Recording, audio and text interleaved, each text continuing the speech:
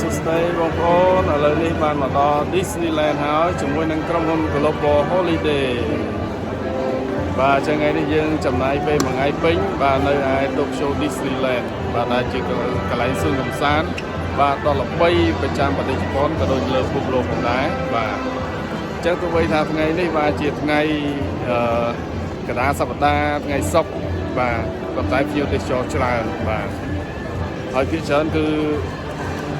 ភ្ញៀវទេសចរក្នុងស្រុកតែម្ដងបងប្អូនបាទនេះគ្រប់កន្លែងគឺណែនទាំងអស់ណាបងប្អូនបាទនេះយើងច្រកពីមុខចូលមកបាទ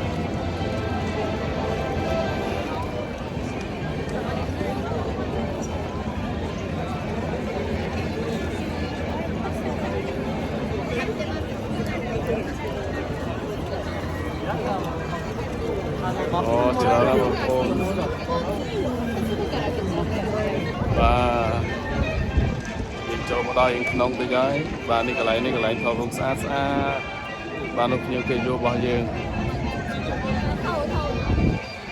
នេះsaya pun tahu Pak. Apa dia?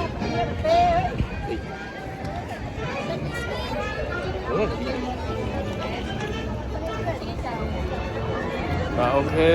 chúc nghe lại videoក្រោយទៀត